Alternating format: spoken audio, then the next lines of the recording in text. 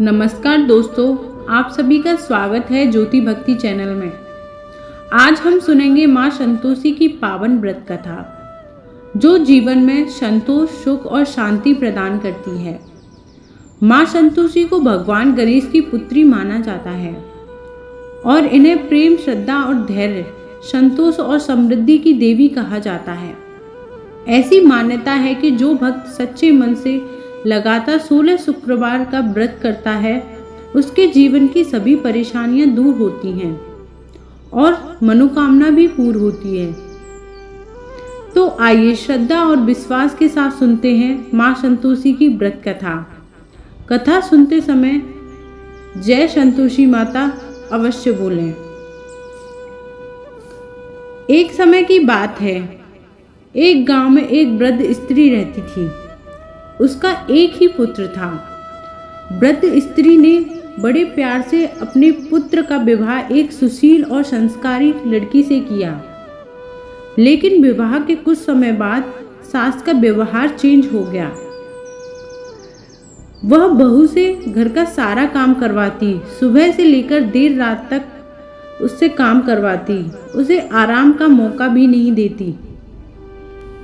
बहू सुबह जल्दी उठती, घर की सफाई करती, पानी भरती, चूल्हा जलाती, सबके लिए भोजन बनाती, बर्तन धोती, कपड़े धोती। फिर भी सास उसे ठीक से भोजन नहीं देती थी। कभी उसे सूखी रोटी देती, कभी बचा हुआ खाना। कुछ समय बाद वृद्ध स्त्री का पुत्र काम की तलाश में परदेश चला गया।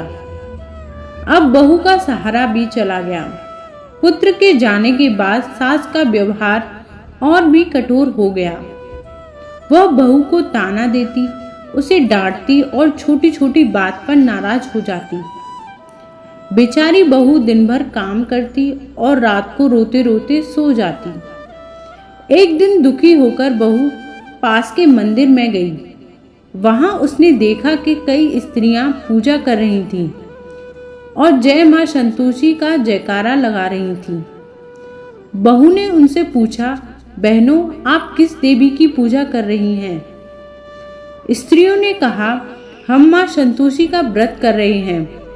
मां संतोषी अपने भक्तों की हर मनोकामना पूरी करती हैं।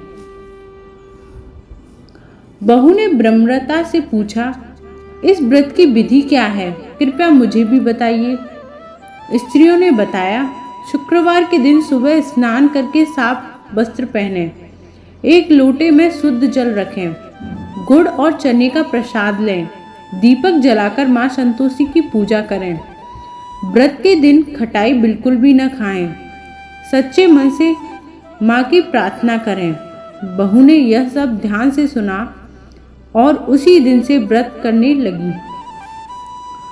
अब बहू हर शुक्रवार स्नान करके मां संतोषी की पूजा करती, गुड़ और चने का प्रसाद चढ़ाती और मां से प्रार्थना करती, हे मां संतोषी, मेरे पति को जल्दी भेज दो, मैं अपने व्रत का उद्यापन करूंगी। धीरे धीरे समय बीतता गया। बहू का विश्वास और भक्ति बढ़ती गई। उधर परदेश में बहू का पति काम कर रहा था, लेकिन उसे सफलता नहीं मिल रही थी। एक रात मां संतोषी ने उसके स्वप्न में दर्शन दिए और कहा, अपने घर लौट जाओ, तुम्हारी पत्नी मेरी सच्ची भक्त है। सुबह उठकर वह आश्चर्य में पड़ गया। उसी दिन अचानक उसका सारा सामान बिक गया और उसे अच्छा धन मिल गया। उसने तुरंत घर लौटने का निर्णय लिया। घर पहुंचकर उसने अपनी माँ और पत्नी को बहुत सारा धन दिया। पत्नी ने कहा, यह सब माँ संतोषी की कृपा है, अब मैं उद्यापन करना चाहती हूँ। बहू ने उद्यापन की तैयारी शुरू कर दी। उसने पड़ोसियों और रिश्तेदारों को निमंत्रण दिया, लेकिन पड़ोस की एक स्त्री उसकी खुशी से खुश नहीं थी। उसने अपने बच्चों को सिखाया, जब खाना खाने बैठो तो खटाई मांगना। उद्यापन के दिन सब लोग भोजन करने बैठे। बच्चे जोर जोर से खटाई मांगने लगे। बहू ने कहा, आज खटाई नहीं है, यह व्रत का नियम है। लेकिन बच्चे नहीं माने। बहू ने उन्हें पैसे देकर शांत करना चाहा। बच्चों ने पैसे लेकर दुकान से इमली खरीद ली और खा ली। इससे माँ संतोषी नाराज हो गईं। कुछ समय बाद राजा के सिपाही बहू के पति को पकड़कर ले गए। बहू बहुत दुखी हुई।